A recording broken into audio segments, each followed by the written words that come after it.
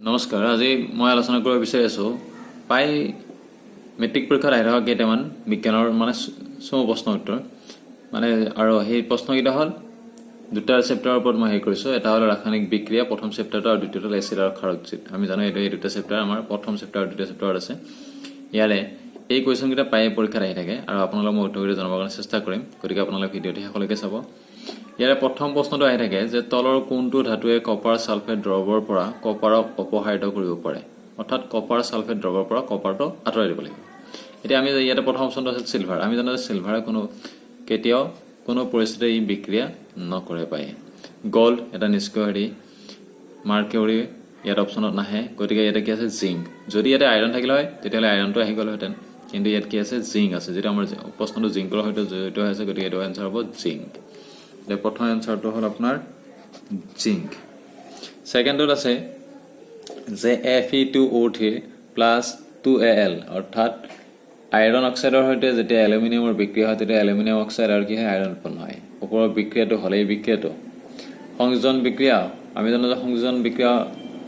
নহয় এই কাৰণে নহয় কাৰণ সংযোজন মানে হ'ল কি দুটা বা ততোধিক বস্তু লগ হৈ এটা হ'ব লাগিব বিয়োজন অৰ্থাৎ য'ত এটাৰ পৰা ভাঙি যাব লাগিব অপহৰণ অৰ্থাৎ এটাৰ পৰা কি কৰিব লাগিব কোনো এটা দ্ৰৱৰ পৰা কোনো এটা হেৰিক কি কৰিব লাগিব আঁতৰ কৰিব লাগিব ইয়েস ইয়াত আইৰণ অক্সাইডৰ পৰা এইটো কি আছে আইৰণটো ইয়াৰ পৰা অপসাৰিত হৈ আছে গতিকে এইটো কি হ'ব অপহৰণ বিক্ৰিয়া নেক্সটটো আছে তো আপোনাৰ কি ঘটে যেতিয়া লঘু হাইড্ৰক্লৰিক এসিড লোৰ গুৰিত যোগ কৰা হয় যদি আমি লঘু হাইড্ৰক্লৰিক এসিড যদি লোৰ গুৰিত যোগ কৰোঁ তেতিয়া কি হয় এটা আমি জানো যে হাইড্ৰক্লৰিক এসিড ই হ'ল এসিড আৰু ইফালে আছে আপোনাৰ লো এটা হ'ল ধাতু যেতিয়া ধাতু এসিডৰ সৈতে বিক্ৰিয়া কৰে আমি সাধাৰণতে কি উৎপন্ন হয় আমি জানো যে হাইড্ৰোজেন গেছ উৎপন্ন হয় গতিকে এটা হাইড্ৰোজেন ৰিলেটেড বস্তু এটা আনসাৰ এটা আছে এইটো হ'ল এটম হাইড্ৰোজেন গেছ আৰু আইৰণ ক্লৰাইড নেক্সট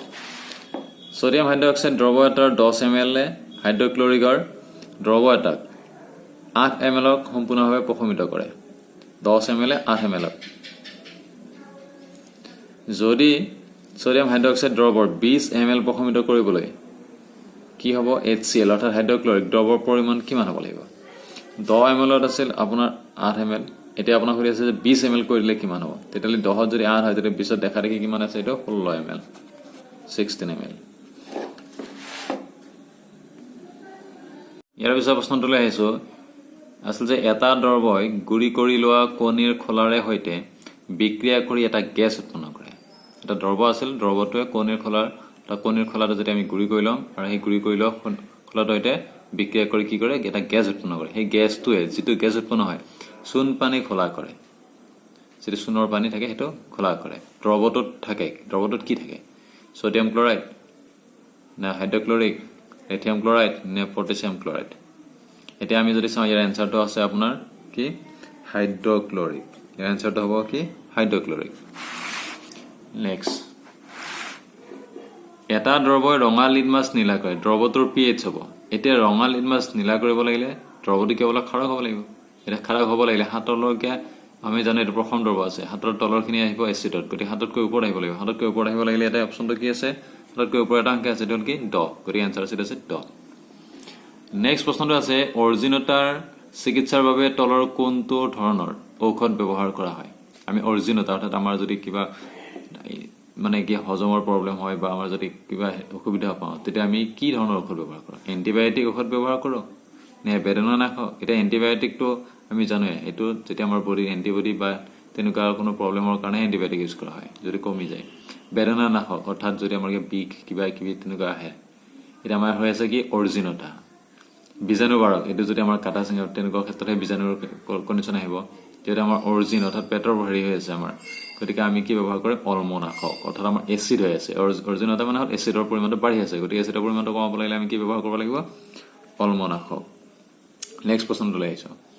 এসিডে ধাতুৰ সৈতে বিক্ৰিয়া কৰিলে কি গেছ উৎপন্ন হয় যিকোনো এসিডে যদি আমি ধাতুৰ সৈতে অৰ্থাৎ যিকোনো ধাতুৰ সৈতে যদি বিক্ৰিয়া কৰে সাধাৰণতে কি গেছ উৎপন্ন হয় হাইড্ৰোজেন কাৰ্বন নাইট্ৰোজেন নে অক্সিজেন এতিয়া আমি সাধাৰণভাৱে জানো যে এসিড আৰু ধাতু হাললে কি গেছ উৎপন্ন হয় হাইড্ৰোজেন গেছ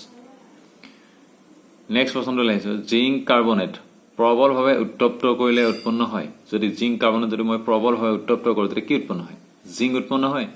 নে কাৰ্বন জিংক অক্সাইড নে জিংক অক্সাইড আৰু কাৰ্বন ডাই অক্সাইড এটাই আমাৰ অপচনটো হ'ব জিংক অক্সাইড আৰু কাৰ্বন ডাই অক্সাইড যদি আপোনাৰ এই অপচনটো নাথাকে তেতিয়াহ'লে আমাৰ অপচনটো কি হ'ব জিংক অক্সাইড নেক্সট লাষ্ট প্ৰশ্নটো লৈ আহিছোঁ টেঙা দৈত থকা এচিডবিধ হ'ল অৰ্থাৎ আমি দৈত যেটো টেঙা দৈ আমি দৈ বুলি ক'লে বুজি পাওঁ দৈত কি ধৰণৰ এচিড থাকে কাৰণ আমি বিভিন্ন ধৰণৰ এচিড পাইছোঁ তাৰ ভিতৰত কোনটো ইয়াতে চাৰিটা অপচন দিয়া আছে এটা হ'ল oxalic acid টাৰাটাৰিক acid lactic acid ওপৰৰ এটাও নহয় এতিয়া আমি জানো যে দৈ যদি গাখীৰ যদি দৈলৈ পৰিৱৰ্তন হ'লে তেতিয়াহ'লে আমাৰ তাতে কি উৎপন্ন হৈ যায় লেক্টিক এচিড গতিকে ইয়াৰ উত্তৰ আছে কি লেক্টিক এচিড আশা কৰোঁ আপোনালোকে মোৰ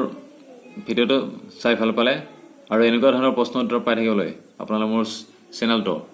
ছাবস্ক্ৰাইব কৰি ল'ব আৰু ভিডিঅ'বোৰ লাইক কৰিব শ্বেয়াৰ কৰিব আৰু কমেণ্ট কৰিবলৈ নাপাহৰিব থেংক ইউ